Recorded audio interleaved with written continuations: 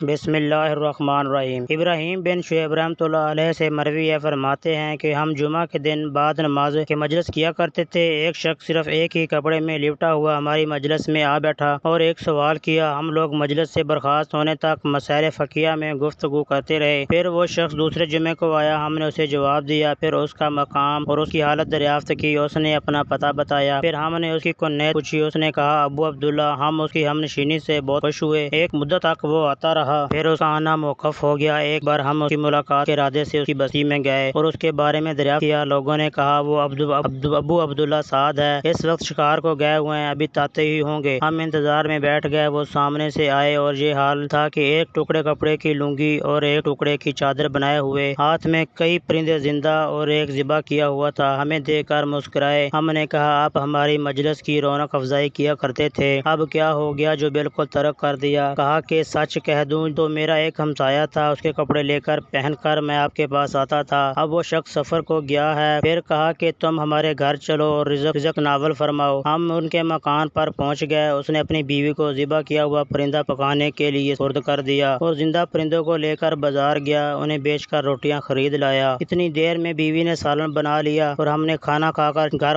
ہم کھانا کھا کر چلے تو آپس میں گفتگو کرنے لگے کہ تم نے اس شخص کی ناداری اور فکر کی حالت اور نیک بختی اصلاحی کیفیت دیکھی ہے، تم میں قدرت بھی ہے، اس کی مدد کرو جس سے یہ اپنی حالت سنبھال سکے، تمہیں ایسا کرنا چاہیے، کچھ چند جمع کیے ہوئے اس کی امداد کرو جس سے وہ اپنی حاجت پوری کرے۔ چنانچہ ہم نے آپس میں تعین کر کے 5000 درہم جمع کیے ان کو دینے کے لیے، پھر اس کے گاؤں کو لوٹ گئے۔ جب ہم مدین پہنچے تو میر بصرہ محمد بن سلیمان جروکے میں بیٹھے ہوئے تھے۔ غلام سے کہا ابراہیم ابن شعیب کو میرے پاس لاؤ۔ جب میں نے ان کے پاس گیا تو انہوں نے دریافت کیا کہاں سے آئے ہو، کہاں جا رہے ہو؟ میں نے سارا قصہ سنایا۔ امیر نے کہا مجھ پر تم سب سے زیادہ حق ہے، اور اسی طرح 10,000 کا توڑ منگا کر اور ایک فراش کے کندھے پر رکھوا کر میرے ہمراہ کر دیا، اور میں خوش ہوں، اور جلدی سے اس گاؤں کی طرف روانہ ہوا۔ اس کے دروازے پر پہنچ کر سلام کیا، وہ جواب دیتے ہوئے باہر نکلے۔ جب میرے ہمراہ فراش کو اور اشرفیوں کے توڑوں کو دیکھا تو اس کے چہرے کا رنگ متغیر ہو گیا اور کہنے لگا اے شخص تجھے مجھ سے کیا علاقہ، کیا تو مجھے فتنے میں ڈالنا چاہتا ہے؟ میں نے اسے کہا ابو عبداللہ بیٹھ جاؤ، سارا واقعہ سنایا۔ میں نے کہا کہ تم جانتے ہو کہ وہ ایک ظالم امیر ہے، تم خدا کے واسطے اپنے نفس کو بچاؤ اور یہ لے لو۔ یہ سن کر اس کا غصہ اور تیز ہوا، اسی وقت گھر جا کر دروازہ بند کر لیا۔ میں نا امید ہو کر